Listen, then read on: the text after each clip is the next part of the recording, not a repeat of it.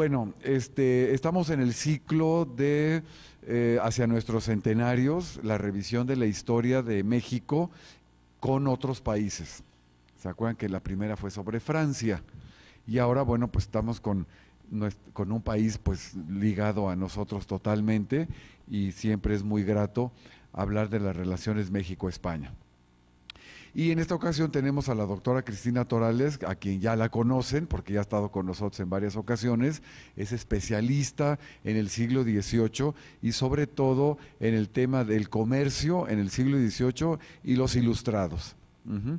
Es investigadora y profesora en el Departamento de Historia de la Universidad Iberoamericana y es miembro de la Real Sociedad Vascongada, así que pues ya más unión en España, que alguna vez nos hablaste de la Real Sociedad Vascongada también, que lo deberíamos de haber incluido en este programa, pero bueno, pues tampoco digo, hay que hacer una selección y ven que los temas están muy selectos y sobre todo muy atractivos, vamos a aprender mucho.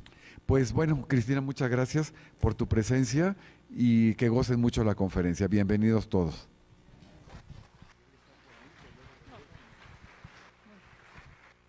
Bueno, muchas gracias también al Centro de Estudios de Historia de México, CARSO, por esta invitación. Es decir, nuestra historia oficial emanada de la Revolución Mexicana, lamentablemente, en este esfuerzo que hizo el gobierno y el Estado mexicano después de la Revolución de construir una historia patria que permitiera consolidar la conciencia e identidad nacionales, lamentablemente en este esfuerzo España quedó a un lado, es decir, España fue un tanto maltratada en nuestra historia oficial y eso a nosotros los mexicanos nos impide ver una cara de nuestra historia, una cara de nosotros mismos.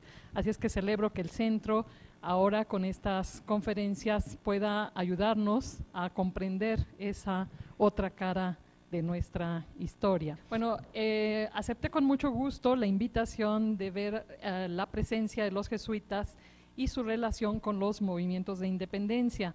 Es una afirmación muy fuerte que en nuestra historiografía del siglo XX se ha mencionado. Los jesuitas, actores importantes en los procesos de independencia, y cómo entender que los jesuitas tuvieron un papel protagónico en estos movimientos de independencia cuando los jesuitas fueron expulsados en 1767.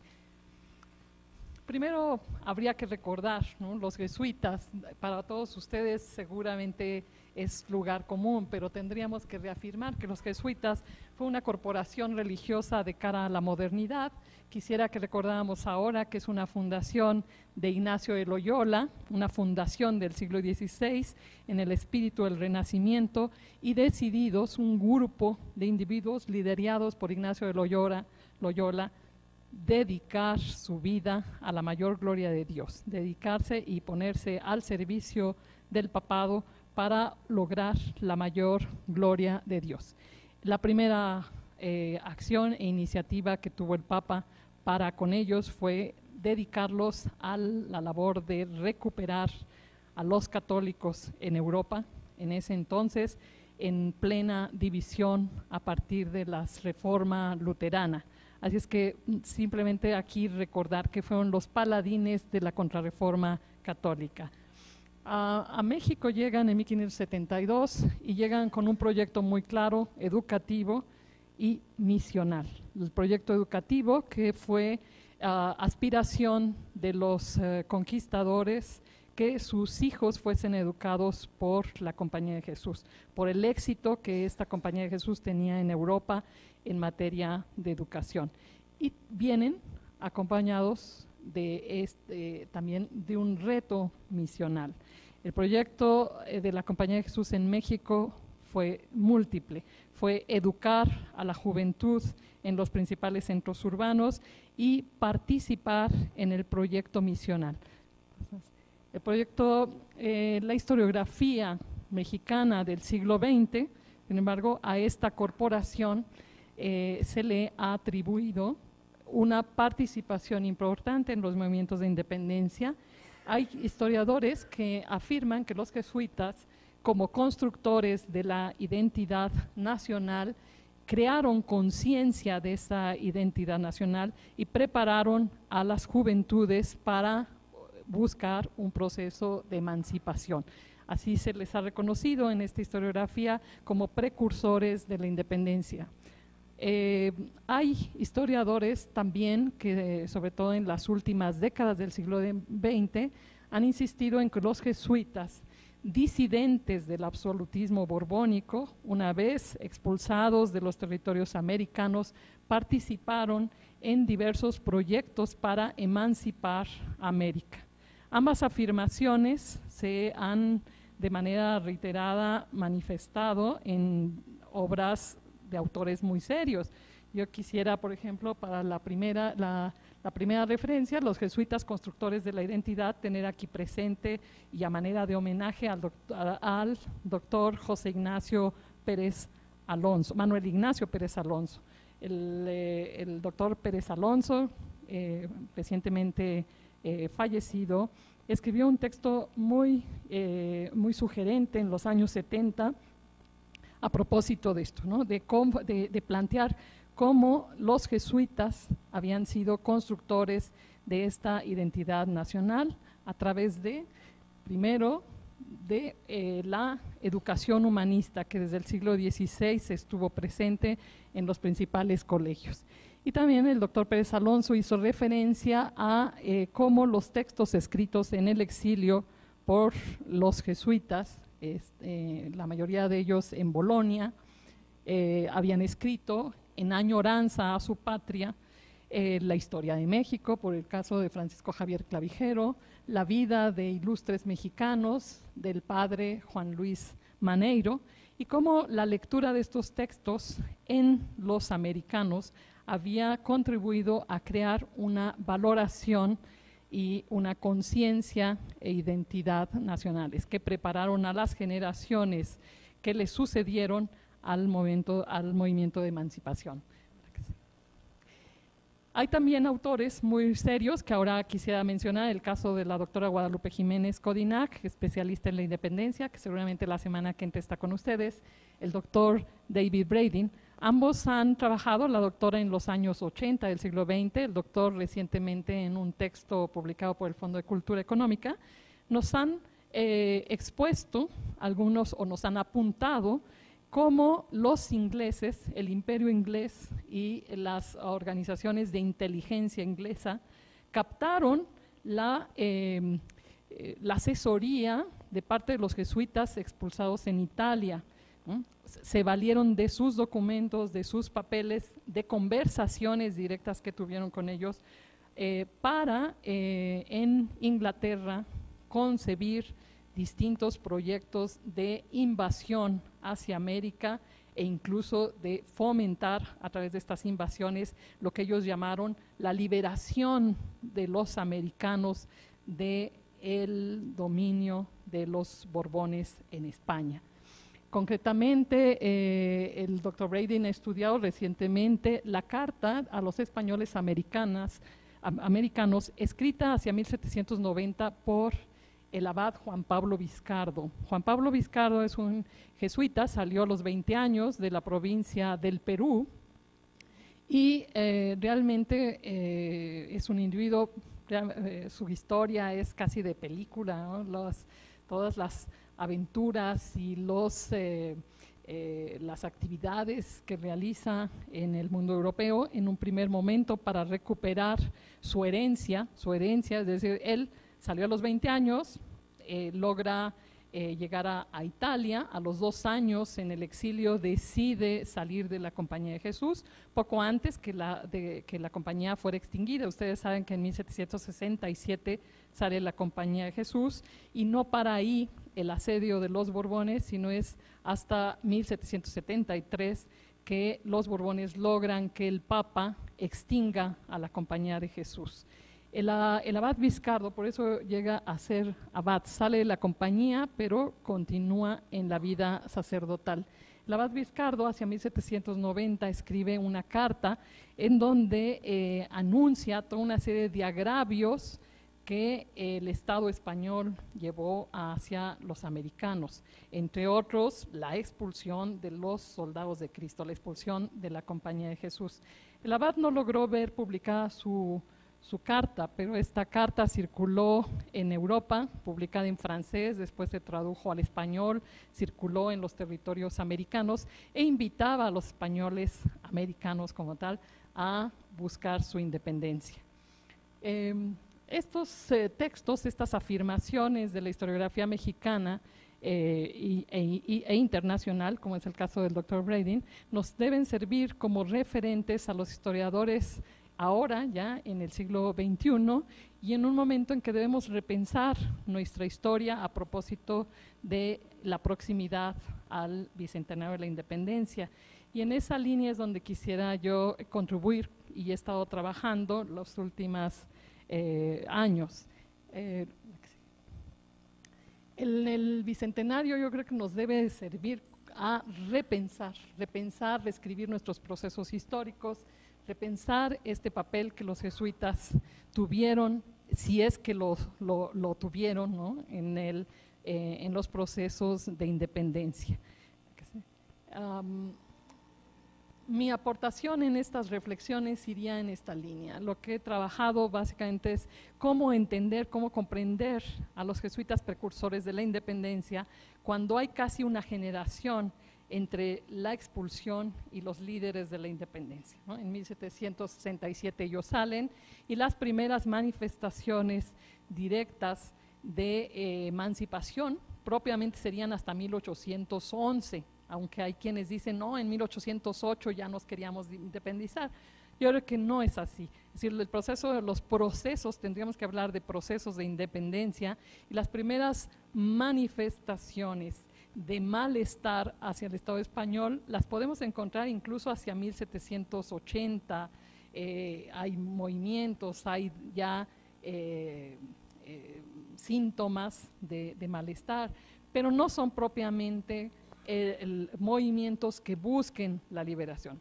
El propio Curo Hidalgo, ustedes saben, él al momento en que hizo su arenga para levantarse en el año 1810, en la madrugada del 16 de septiembre, ¿no?, o la noche del 15, como ustedes lo quieren plantear, él todavía planteaba viva Fernando VII, ¿no? Así es que no es tan simple como que el 15 de septiembre se inició el movimiento de independencia.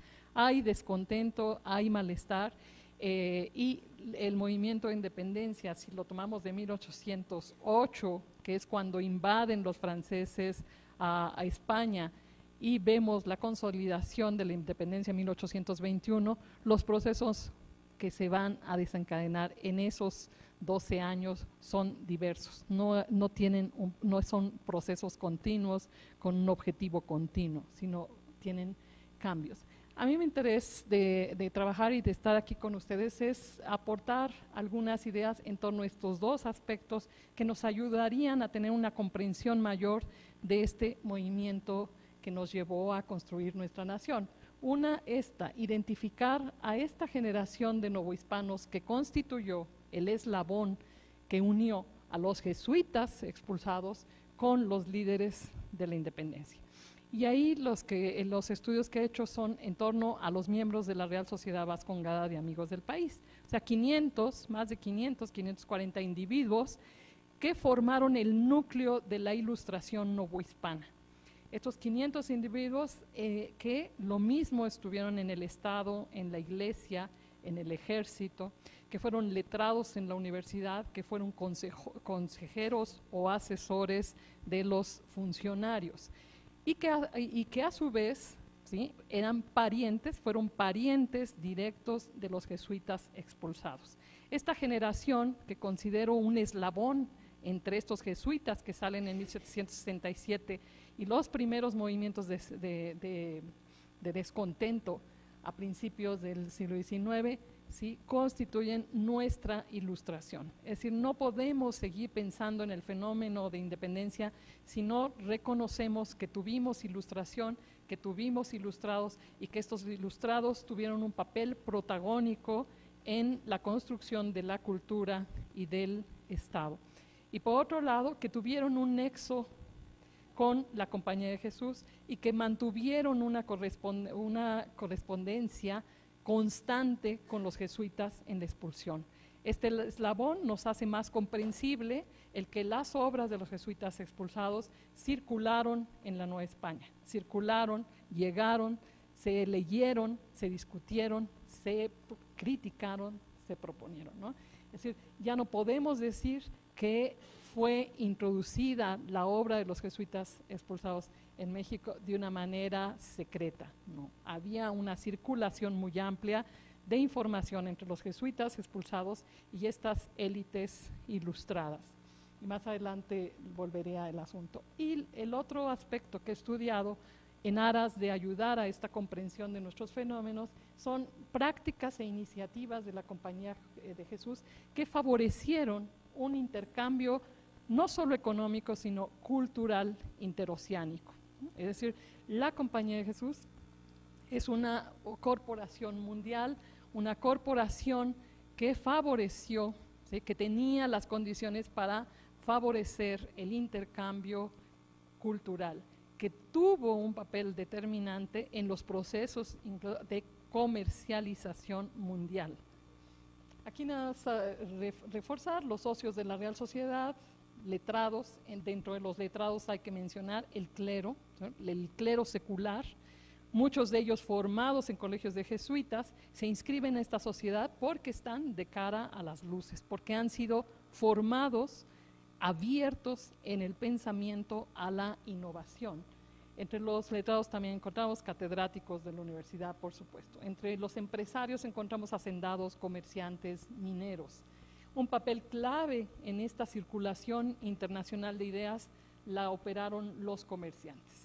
Podríamos, incluso el año pasado en París planteaba en un estudio, en un seminario de comercio internacional, de comerciantes en la época moderna, les planteaba cómo el paralelismo que existe entre la Compañía de Jesús y los comerciantes. Ambas corporaciones, es decir, jesuitas y comerciantes, no tienen fronteras políticas, ¿no? Superan fronteras políticas, superan problemas y dificultades geográficos de la naturaleza, etcétera. Ambos tienen sistemas de comunicación más ágiles que a veces que los propios estados absolutos. Más rápidamente un jesuita tenía noticias de Europa o un comerciante tenía noticias de Europa que la noticia que le llegaba oficial a un virrey. Y en relación también a estos ilustrados no podemos olvidar que ahí se da una relación directa entre funcionarios del Estado, como pueden ser virreyes, Revillagigedo, Bucareli, fueron miembros de esta sociedad. Lo mismo oidores nacidos en México, como oidores que llegaron a fines del siglo XVIII a pretender ocupar los espacios que antes los criollos tenían.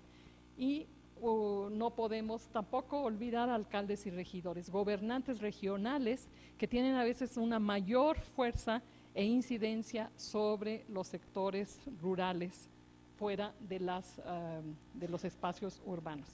Y los militares, ¿no? Un ejemplo yo quisiera mostrarles de vinculación de estos jesuitas expulsados con el ejército formal, es el padre Juan Luis Maneiro. Les puse aquí su obra. Él escribe Vida de mexicanos ilustres, la vida de sus compañeros jesuitas expulsados, que son compañeros en Europa. Este padre Juan Luis Maneiro, su hermano, con dolor, era miembro del ejército en el momento de la expulsión. Vio salir al jesuita, siendo él miembro del ejército. Es decir, esto que nos dice, los jesuitas en la expulsión no van a estar solos en Italia, van a estar apoyados por estas élites virreinales y van a estar en comunicación constante. No se pueden separar, no se pueden aislar. En relación también habría que ver cuál es el papel que tienen los jesuitas justo en el momento de la expulsión. Tenían colegios en las principales ciudades, con una, evidentemente, tradición ya bicentenaria. Ellos empezaron sus colegios en 1574. Para 1767, las principales ciudades del virreinato contaban con colegios de la Compañía de Jesús. Y habían logrado su labor misional, que la empezaron un tanto tardía, ¿no? Es decir, primero empezaron los colegios y un segundo paso fue a fines del siglo XVI su labor misional. Primero Sonora, Sinaloa, pero ya en el siglo XVIII tenían las zonas de Durango, Chihuahua y por supuesto las Californias. Este mapa es muy revelador, es decir, he querido mostrárselos porque es un mapa que se manda a hacer a uno de los exalumnos del Colegio de San Ildefonso, a José Antonio Villaseñor y Sánchez, un cosmógrafo formado en el Colegio de San Ildefonso, había acudido a la universidad, se puede reconocer uno de nuestros grandes científicos a mediados del siglo XVIII. Le hace a la Compañía de Jesús precisamente este mapa. Primero es muy interesante porque nos refleja el dominio que los jesuitas tienen del espacio territorial. En muchos los litorales de nuestro territorio habían sido delineados por la Compañía de Jesús, especialmente el Pacífico. Las Californias no se podrían reconocer en el siglo XVIII sin la labor de expansión misional de los jesuitas en las Californias. El propio Padre Quino en el siglo XVII había recorrido las Californias y había logrado identificar que era una península y no era una isla. Pero este mapa, que básicamente, salvo Yucatán, que todavía no es muy definida la fisonomía de la península, ¿sí? El litoral pacífico y del Golfo estaba de una manera muy próxima a la precisión, ¿no? Pensemos que en el momento en que se hacen estos, se hacen con condiciones muy rudimentarias, ¿no? Para poder tener la fisonomía. Pero aquí lo que nos muestra ¿qué nos muestra este cartógrafo? Nos quiere mostrar la Compañía de Jesús, la fuerza y presencia de la Compañía de Jesús hacia 1751, que es cuando él la grabó. Aparecen los colegios, aparecen las misiones, y si ustedes se dan cuenta, es la zona de Sonora, Sinaloa, Californias, la zona tepehuana, las misiones de Chihuahua, es decir, el norte novohispano. La expansión y consolidación del occidente ha sido gracias a esta labor jesuita. ¿Pasamos? Los colegios, bueno, nada más rápidamente podemos ver: Colegio de Tepozotlán, noviciado, el espacio de formación de la Compañía de Jesús. Quiero ponerles estas imágenes porque la arquitectura también nos habla de la fortaleza de la Compañía de Jesús a mediados del siglo XVIII. Es decir, habían logrado un soporte económico a través de la producción de sus haciendas, a través de la organización económica en sus misiones, para hacer autosustentable cada uno de sus proyectos. El reto de la compañía, como es hoy, es cada proyecto debe ser autosustentable. Los colegios tenían que ser autosuficientes a base de propiedades agrarias que tenían que producir para solventar los estudios, o sea, poder soportar la educación de las juventudes que estaban insertas en ellos. Las misiones, cada misión debía procurar ser autosustentable. En ese sentido, los jesuitas tenían que, una vez reclutados a los neófitos, integrarlos en proyectos económicos que les permitieran la autosuficiencia. Pero entonces la arquitectura nos habla, ¿sí?, de ese esplendor y de ese apogeo en el que la Compañía de Jesús está a mediados del 18. Este es el caso de Tepozotlán, los colegios. Aquí está el Colegio San Ildefonso, que ustedes pueden admirar todavía ahora como gran museo universitario, el Colegio de Puebla, el Colegio de Querétaro, el Colegio de Michoacán. Todos estos colegios se acababan de reparar, de reconstruir, de reedificar, poco antes de la expulsión. O sea, la primera mitad del siglo XVIII es una etapa de intensa construcción de todos estos, construcción, reconstrucción, etcétera. Querían mostrar a los novohispanos su fortaleza, pero su fortaleza en el proyecto más allá que el edificio, ¿no? El proyecto educativo, el proyecto misional, ¿no? Estos edificios nos hablan de esta fortaleza, ¿sí?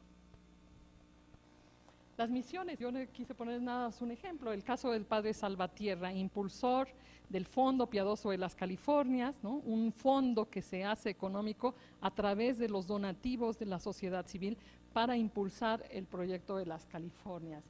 Y aquí dos misiones, una en Chihuahua y una en Loreto. En el siglo XVIII las misiones estaban operando, algunas de ellas requerían todavía apoyo del centro, o sea, de la provincia mexicana, pero el reto de cada jesuita en la misión era cómo hago autosustentable el proyecto misional. Y vean los magníficos edificios, ¿no? Para zonas de misión, zonas difíciles, en el caso de Chihuahua, el caso de California. Bueno, en ese sentido, al 18, esta fortaleza que se manifiesta en la arquitectura, pero también la presencia jesuita como educadores de estas élites americanas que después estarán insertas en proyectos ilustrados, eran también asesores, confesores de gobernantes, ¿sí? Y de empresarios, o sea, eran personas que estaban muy cerca de las instancias de gobierno, de las instancias de poder económico, eran a su vez también interlocutores y protectores de las zonas indígenas en donde estaban sus misiones. Ellos, como también los miembros de las órdenes mendicantes, se preocuparon enormemente de reconocer al indígena a través de sus lenguas, es decir, cómo transmito la fe a través de la lengua del otro. Entonces se les puede reconocer como individuos que dan un espacio importante en sus proyectos misionales al conocimiento de la cultura, ¿no? Empezando por la lengua y transmitir la fe por su lengua. Y en ese sentido, a mediados del siglo XVIII, había jesuitas que hablaban 2, 3, hasta 10 lenguas diversas, que eran necesarias sobre todo en las zonas de misión, que no era solo el náhuatl, ¿no? El lenguaje prevaleciente probablemente en Mesoamérica, pero el árido América era una multidiversidad lingüística que a su vez nos refleja una multidiversidad cultural. Y el jesuita estaba preparado para ello. Así es que se volvían individuos muy, muy poderosos, finalmente, en cuanto al conocimiento y a la relación de las diferentes esferas de la sociedad novohispana. ¿Sí? Un ejemplo del perfil del jesuita, hay quienes dicen, no, los jesuitas, pues los novohispanos no querían salir de los colegios y entonces enviaban a las zonas de misión a aquellos jesuitas europeos de Centro Europa, en fin, porque el criollo prefería estar en las ciudades. Yo creo que no es así, tenemos que hacer estudios prosopográficos de cada uno de ellos para ver realmente el perfil de la Compañía de Jesús desde dentro. Yo quise ponerles este ejemplo, ¿no? Que no es una excepción dentro de la Compañía de Jesús, sino que había una constante. Este es el caso del padre Pedro de Velasco, un padre pues pertenecía a la nobleza, él había nacido en México, era sobrino del virrey Luis de Velasco, él pasó 14 años en Sinaloa y se resistía a regresar, ¿no? Los jesuitas querían atraerlo a la ciudad, querían que fueran que prefecto de la profesa, es decir, le querían dar cargos dentro de los colegios, y él está en Sinaloa y decía, no, yo aquí quiero estar, aquí estoy a la mayor gloria de Dios, con los naturales de las misiones de Sinaloa.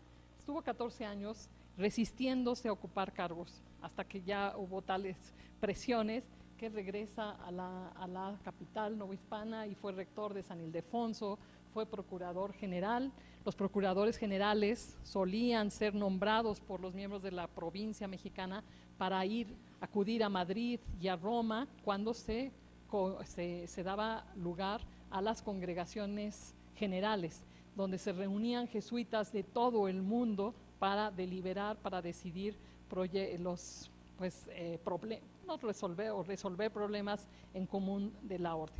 Él es nombrado procurador general, fue rector del Colegio Máximo, llegó a ser provincial de la Compañía de Jesús, justo cuando se dio el conflicto con Palafox. Entonces es el prototipo, el jesuita se mueve, lo mismo está en los colegios que está en las misiones, de tal manera que puede tener una visión de conjunto del proyecto de la compañía, ¿sí?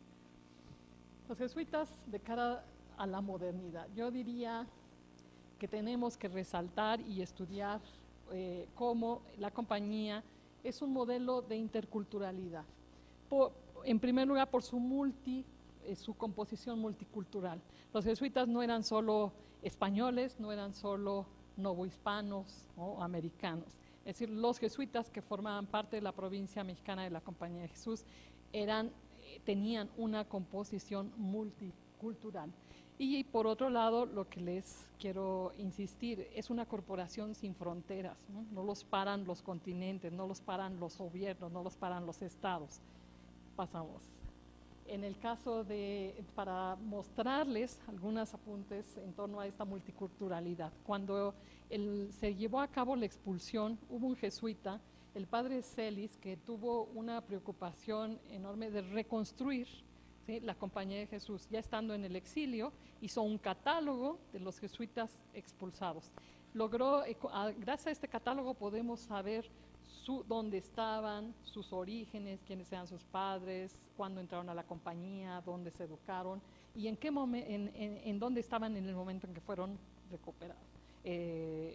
expulsados. Y él, con este estudio, uno puede ver que había 464 jesuitas que eran americanos. Americanos eran algunos de la Nueva España, otros procedentes de Quito, había de Nicaragua, había de Guatemala, en fin, eran de América y estaban en la Nueva España. Había 61 centroeuropeos, la mayoría de ellos de habla alemana, la mayoría. ¿Por qué? Porque durante el gobierno de la Casa de Austria, en el siglo XVII, la Compañía de Jesús en España estaba a punto casi de extinguirse, había habido epidemias que diezmaron la población. Y en ese sentido, la corona española solicitó a la Casa de Austria, al Imperio Austriaco, poder reclutar jesuitas de Centro Europa a que acudieran a la labor misional americana y también filipina. Así que teníamos 61 centroeuropeos, checos, suizos, bueno, con nuestro concepto de hoy, algunos serían ahora de Checoslovaquia, de Suiza, de Alemania, de Austria. Y había 153 españoles europeos que venían de distintas regiones, un porcentaje importante de origen vasco, había andaluces, había gallegos, había extremeños. Entonces, imagínense este conjunto, es decir, nos refleja la multiculturalidad de los miembros de la Compañía de Jesús, ¿no? Tienen una visión más universal. Entre los signos de su modernidad, que es trabajado relativamente en estas últimas fechas, pues he podido insistir en estos 5 aspectos que nos muestran su modernidad. Uno, la promoción de la imprenta y de los impresos. O sea, la Compañía de Jesús tuvo un empeño importante en usar el recurso de la imprenta para sus proyectos educativos y misionales. El género epistolar, o sea, las cartas principales, edificantes, curiosas. El género epistolar como la clave de una corporación que, a diferencia de otras organizaciones religiosas, no vive en comunidad, no viven. Los jesuitas están hechos para actuar, para dispersarse en donde sean necesarios. No es un franciscano, no es un dominico, no es un agustino que viven y que viven en comunidad, que tienen que realizar toda una serie de prácticas religiosas en comunidad. El jesuita vive donde lo necesita. Y en ese sentido, una corporación mundial dispersa, ¿sí?, requiere de un sistema muy eficiente epistolar que le permita, ¿sí?, tener una unidad en el proyecto, una unidad en su misión, aunque unos viven en Asia, otros en América, otros en Europa. Entonces, este género de la epístola es muy importante, no vamos a detallar más ahora.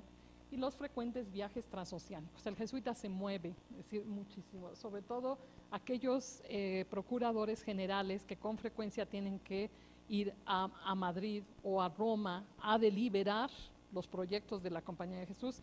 Estos viajes constantes les permiten también desarrollar viajes intelectuales, o sea, favorecen la intercomunicación interoceánica.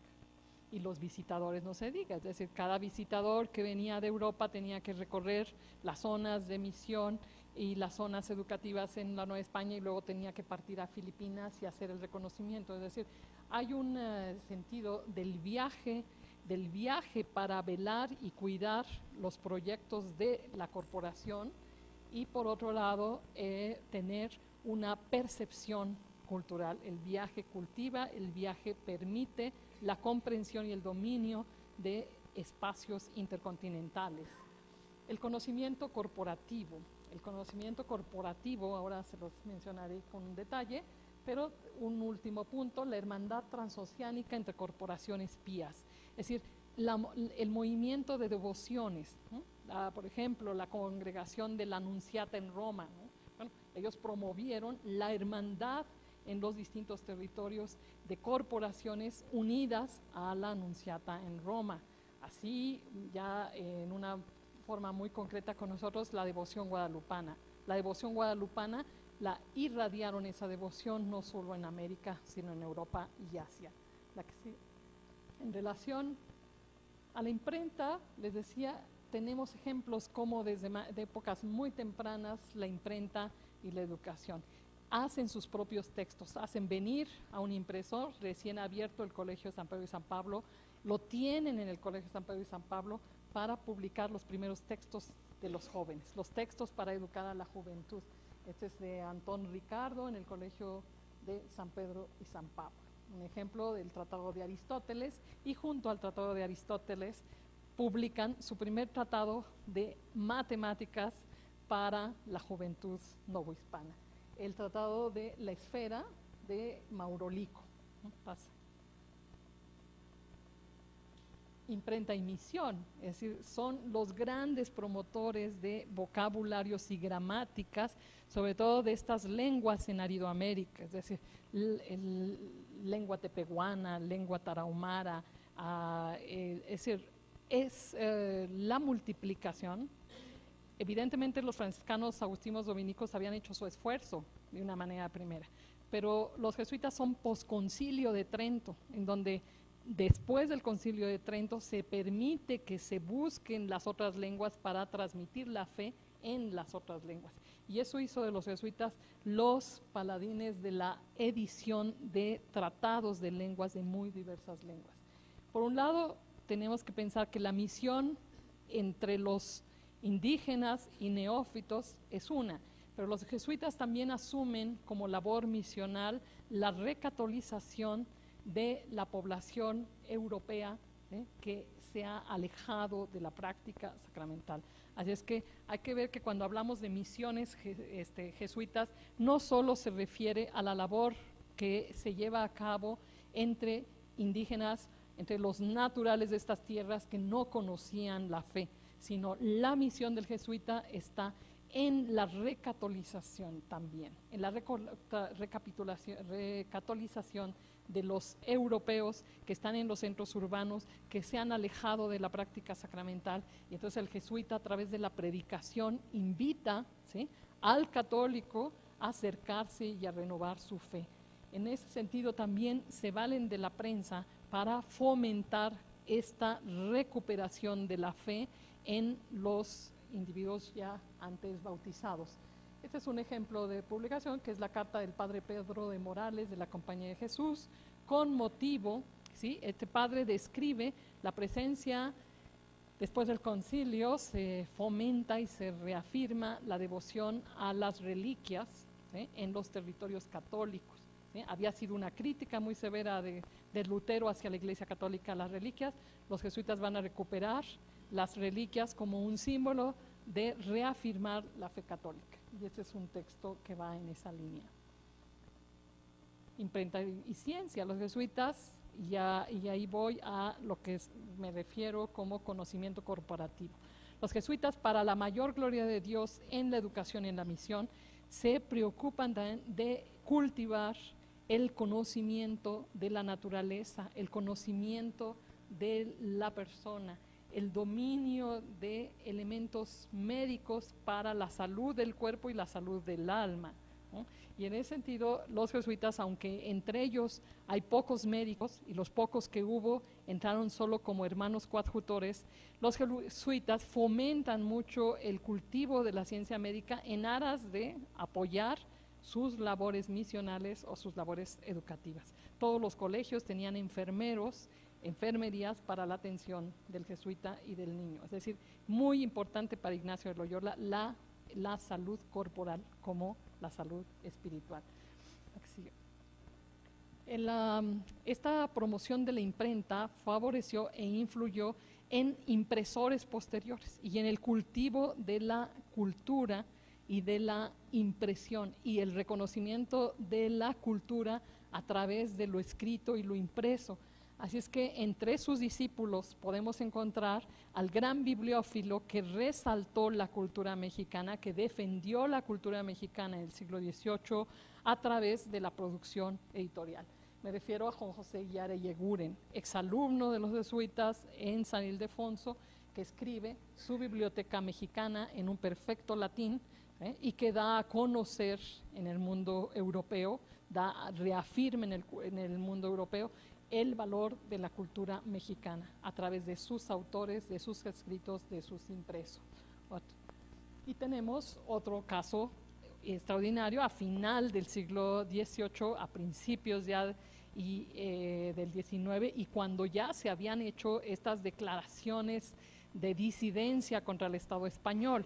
En pleno efervescencia de los movimientos de independencia, José Mariano Beristain, canónigo de la catedral, escribe su Biblioteca Hispanoamericana Septentrional y publica su primer volumen en 1817, es decir, un año después que la Compañía de Jesús había sido restablecida en México. Aunque él solo de niño siempre recordaba que había estado sus primeros años educado por los jesuitas, realmente él manifiesta en sus obras y a lo largo de su vida la añoranza a la Compañía de Jesús, la ausencia de la Compañía de Jesús en el ámbito de la cultura novohispana, pero vio con gran alegría la restitución hacia 1816. Él escribe esta Biblioteca Hispanoamericana también valorando el libro como el síntoma que nos permite medir el nivel cultural e intelectual en el que América hispana, de la mano con la corona castellana, había logrado a finales del siglo XVIII. Y otro ejemplo, ya no, del que no podemos olvidar y que nos refleja la presencia de la Compañía de Jesús sin estar físicamente los jesuitas en México, ¿no? Este es Manuel Antonio Valdés. Manuel Antonio de Valdés se inició como editor en la imprenta de la Compañía de Jesús en el Colegio de San Ildefonso. Y él, entre sus grandes obras editoriales, tenemos que reconocer la Gaceta de México. Aunque había habido varios intentos de tener una Gaceta de México, una Gaceta secuencia a principios del siglo XVIII, no es sino hasta 1784, por iniciativa de este individuo que se formó en la imprenta de los jesuitas de San Ildefonso, que México, la Nueva España, tiene una Gaceta que llevó pues casi hasta su muerte, ¿no? Él muere en 1814. La Gaceta logró permanecer a lo largo de estos años. Y en esa Gaceta encontramos esa presencia de los jesuitas. Cuando un jesuita muere, pues se menciona aquí. Cuando un jesuita publica la historia antigua de México, bueno, pues Valdés lo menciona. Cuando se publica el poema heroico del padre Abad, también en el exilio, aparecen las noticias, aparecen en esta Gaceta estas breves referencias a estos jesuitas en la expulsión. Paz. Y en relación al conocimiento corporativo, les quiero presentar estos mapas como ejemplo. ¿Qué es para mí el conocimiento corporativo? Es decir, los jesuitas, en el momento en que descubren algo, reconocen un espacio territorial, reconocen unos restos, reconocen y coleccionan un códice, no lo asumen como individuos, lo asumen como corporación. Y de esa manera nosotros podemos ver que los jesuitas que en el siglo XVI empiezan a reconocer nuestro territorio, empiezan a reconocer la diversidad cultural, esa información la van acumulando en sus acervos, en sus bibliotecas, en sus espacios de colección, en sus gabinetes, y una siguiente generación puede valerse de ellos y una siguiente generación la puede publicar, etc.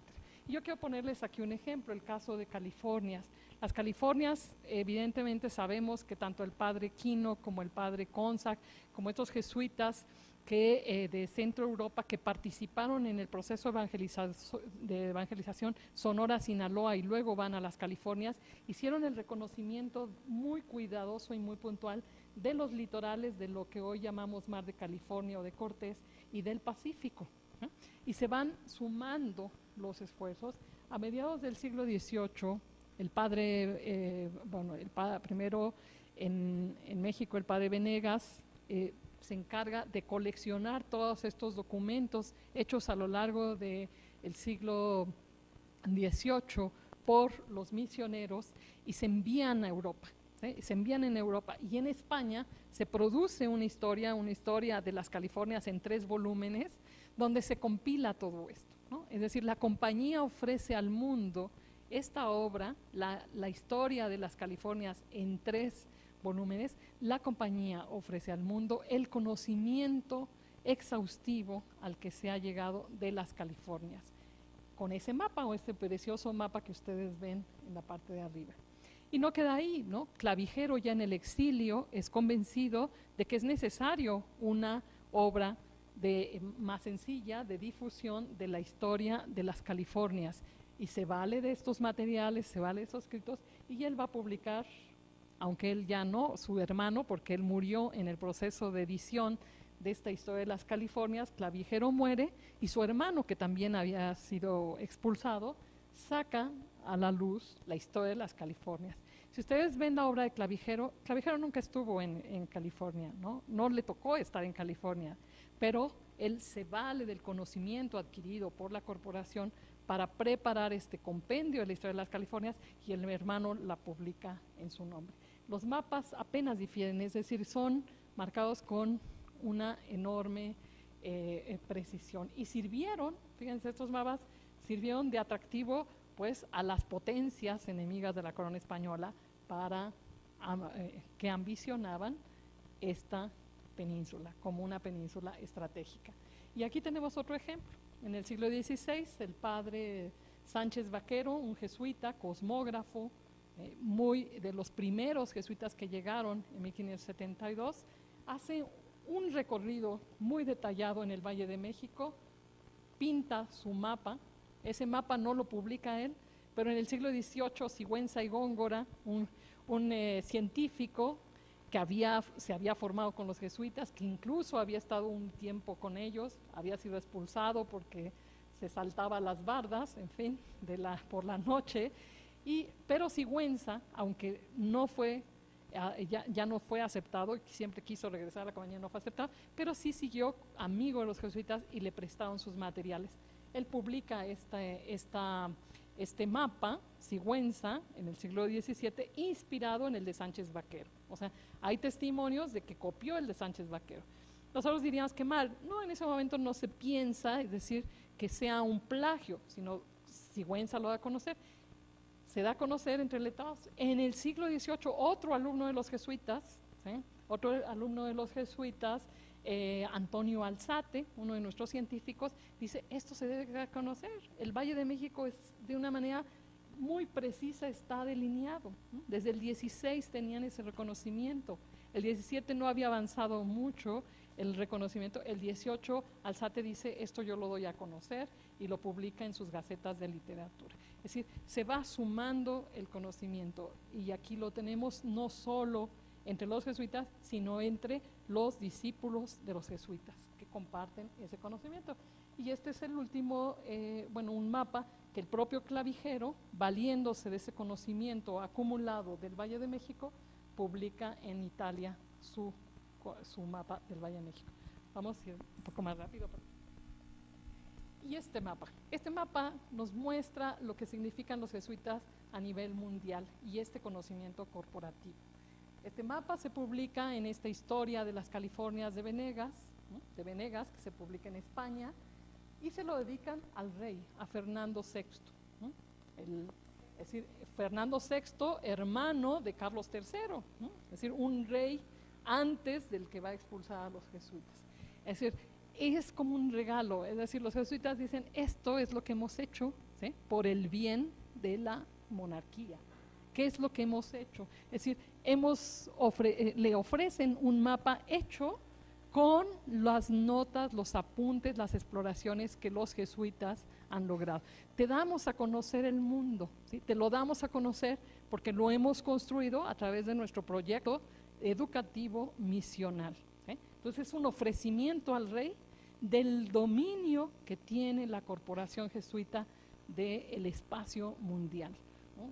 Todos estos litorales en Asia y los litorales del mar Pacífico, las costas de Asia y las costas mexicanas estaban reconocidas gracias a la labor misional y de exploración de la Compañía de Jesús, ¿no? Ambicionadísimo este mapa, es decir, circuló en Europa, esa edición se agotó en los estados europeos, por lo que representa el conocimiento para aquellas potencias que ambicionan los intereses de la corona española. Pasamos. Ese mapa y el análisis de ello casi amerita otra plática. La expulsión se da primero, es un proyecto, fundamentalmente primero se da en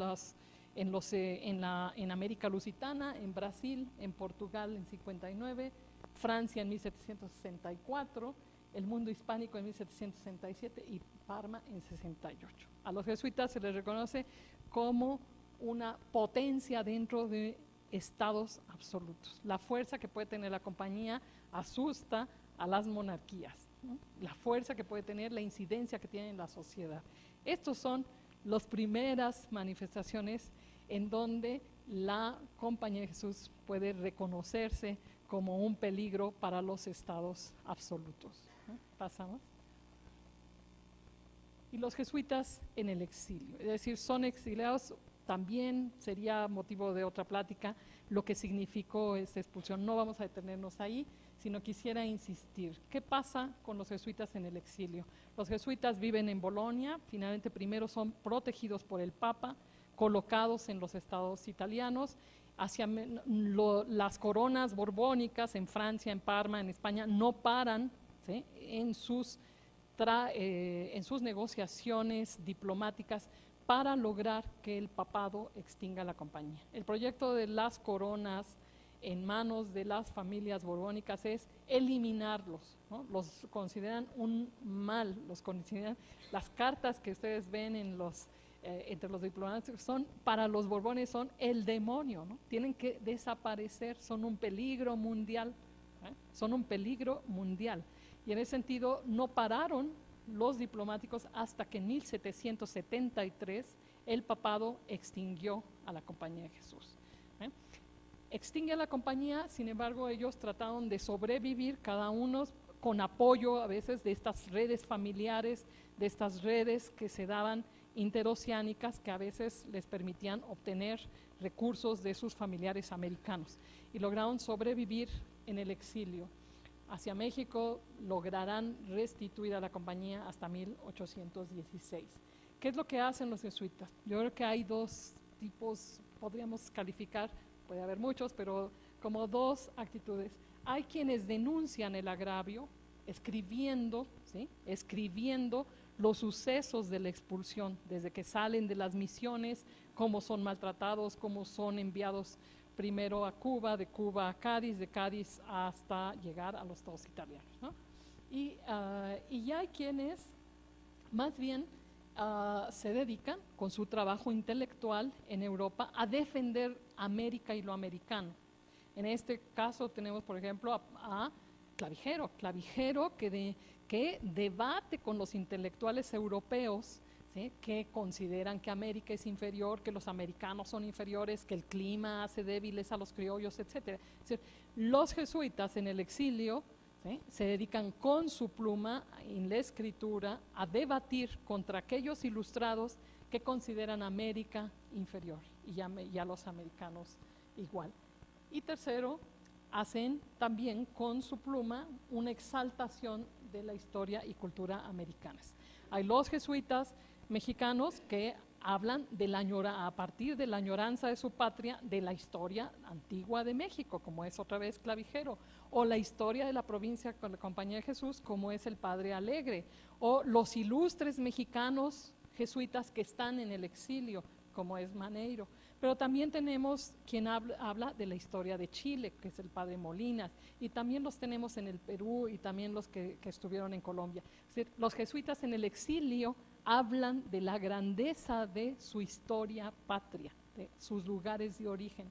Landívar, por ejemplo, un guatemalteco, ¿no? Hace un poema maravilloso, Rusticatio Mexicana, es decir, en perfecto latín, ¿no? Que quieren mostrar al mundo su perfección latina, pero una añoranza a Guatemala, a la compañía, y entonces nos deja un poema maravilloso en donde describe con una enorme calidad la belleza de la naturaleza, la belleza de sus habitantes, etc. Es decir, hay una exaltación de la historia y de la cultura americanas, una denuncia constante del agravio que han recibido de la corona española y una defensa al ser americano y América.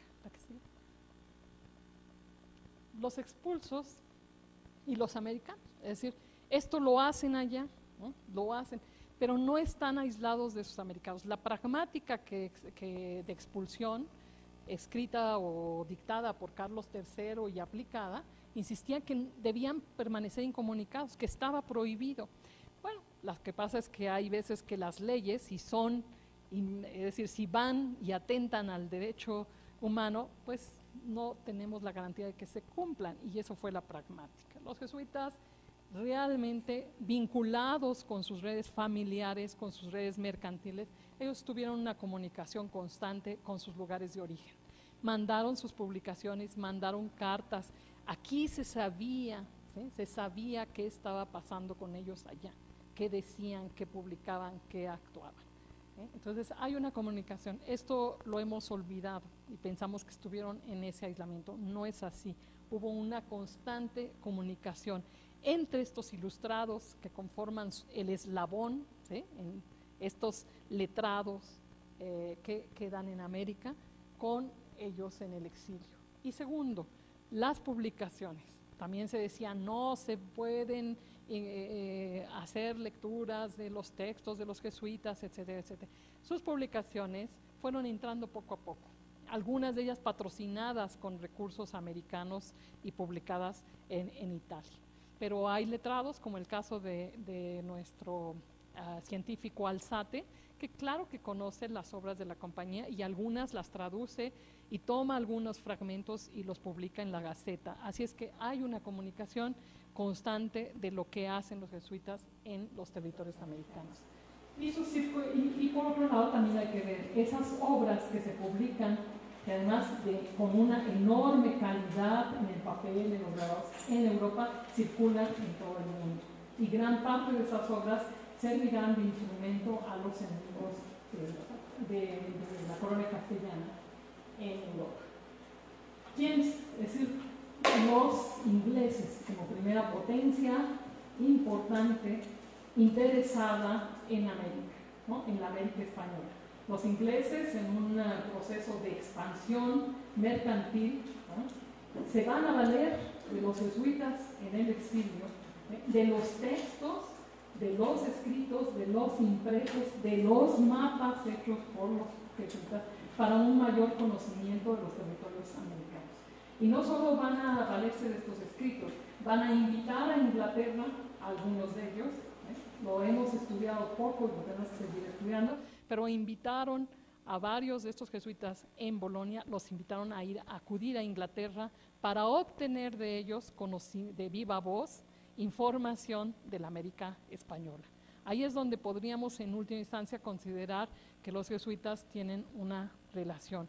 ¿Por qué? Porque Inglaterra fue la potencia interesada en apoyar los proyectos de disidencia hacia la corona española.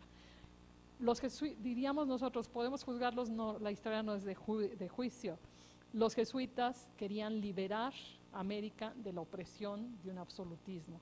Los ingleses querían América para su libre comercio. En ese sentido, los mapas de los jesuitas, los relatos de los jesuitas, las sugerencias de los jesuitas de qué productos tiene América para el comercio mundial fueron, es decir, esas informaciones llegaron a los servicios de inteligencia de la monarquía inglesa. Y por el último punto, yo les diría, mucho se ha dicho de la apertura de libre comercio como una reforma borbónica. Yo creo que esto también lo tenemos que matizar. Cada vez empiezan a aparecer testimonios de que los jesuitas, con este proyecto que tienen de hacer autosustentable sus proyectos educativos, sus proyectos misionales, ellos estuvieron siempre muy presentes en el debate y en el discurso sobre la apertura del comercio en el mundo. Antes de la expulsión, al menos hasta ahora en los procesos de investigación que tengo, he encontrado ya 3 documentos de estos jesuitas expulsados. Antes de la expulsión, que hicieron descripciones puntuales de los productos de ciertas zonas clave de la Nueva España, productos que podían favorecer el desarrollo y el impulso de la economía regional, ¿no? Esta información es muy interesante porque un caso es de Yucatán, otro es de las Californias, otro es de Sonora.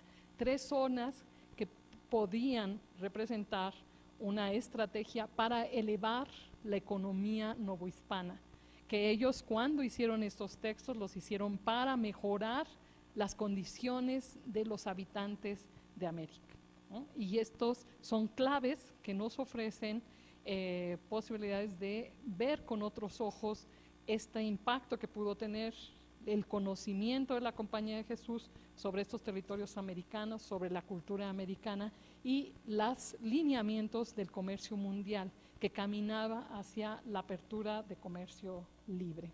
Pase. ¿Qué nos quedaría? Es decir, reforzaría nuevamente la idea de que todo esto de lo que hemos hablado va también a ayudarnos a una mayor comprensión de lo que significó esa identidad novohispana, reconocer y apreciar la naturaleza, ¿no? Con un sentido útil, sí, hacia el comercio mundial, pero con un sentido de valoración del ser mexicano. Reconocer y apreciar nuestra naturaleza nos dignifica. Conciliación del pasado prehispánico y occidental, sí, aquellos jesuitas que en el exilio hablan de la historia de sus regiones nos permiten conciliar, ¿sí?, un pasado remoto en el mundo prehispánico y un pasado inmediato en su momento, que es la vinculación con la cultura hispánica. Y tercero, la identificación devocional, ¿sí? Los jesuitas fueron, pero verdaderamente expertos en introducir devociones marianas, ¿sí? Pero así como nos introdujeron la devoción de la Virgen de los Dolores, la devoción de la Virgen de la Luz, la devoción de la Virgen de Loreto, hicieron suyo, ¿sí?, el proyecto guadalupano. Asumieron la devoción guadalupana como la clave para integrar una sociedad tan heterogénea como la que surgió de un embate entre España y las culturas indígenas. Y en ese sentido la devoción guadalupana concilia un pueblo indígena, ¿sí?, y que ve en la Virgen de Guadalupe su madre, y el pueblo español un pueblo mariano por excelencia. Y por último, les diría, todo esto está por estudiar, tenemos que seguir, tenemos que seguir repensando nuestra historia, y quisiera que esto que hemos hablado aquí pues sirva no para definir ya está dada la historia, ya tenemos un punto más concluido, sino que sean solo como pequeños reflexiones que les ayude a ustedes a reconstruir su comprensión de la historia de la independencia. Hay todavía muchos trabajos que hacer, esperemos que a la luz de estos bicentenarios después se multipliquen. Yo aquí nada les pongo 4 por los que tendríamos que estudiar más para tener una visión más comprensiva de la relación de los jesuitas y la independencia. Se necesita ver cada uno de estos jesuitas en el exilio, un estudio prosopográfico, ¿no? De dónde vienen, quiénes eran, cómo llegaron a la compañía, cuál fue su papel. Es decir, uno a uno, porque siempre hablamos de conjunto y tendemos a generalizar. Todavía tenemos que estudiar más a fondo las individualidades que lograron esa organización corporativa mundial. Sus trayectorias en el exilio, se sabe muy poco.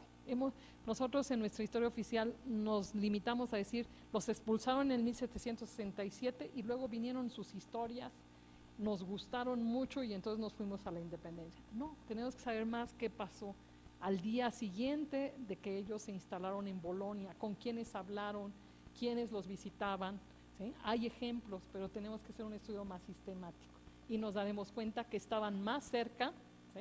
Que no necesitaban estar físicamente, sino que estuvieron muy cerca a través de los sistemas de comunicación y relación. Sus vínculos con las potencias, es decir, no es de buenos y malos si fueron traidores o no traidores. Habría que pensar que su concepto de a la mayor gloria de Dios estaba en el velar por aquellos a los que estaban dedicados, misioneros en América, misioneros en China, misioneros en Alemania, etcétera, para la mayor gloria de Dios. Y que quizá no conciliaba, no era conciliable su proyecto mundial con un proyecto de estados absolutos nacionales, que fue hacia donde derivaron los proyectos políticos en la Europa del siglo XVIII, sus relaciones con el comercio mundial. Es decir, eso lo tenemos que estudiar aún más. Apenas estamos apuntando los paralelismos que existen en esto. ¿Por qué tenían que estar en el comercio mundial? Porque si tenían que lograr la mayor gloria de Dios, tenían que tener un soporte sólido para lograr esos proyectos. Y en ese sentido estuvieron siempre muy vinculadas a las corporaciones mundiales del comercio, ¿no? Para lograr un autosustento de los proyectos misionales, los primeros proyectos educativos. Así es que, pues, yo les agradezco su paciencia. No está concluido el debate, ¿no? Habrá que continuar los estudios sobre la Compañía de Jesús y estos movimientos de emancipación.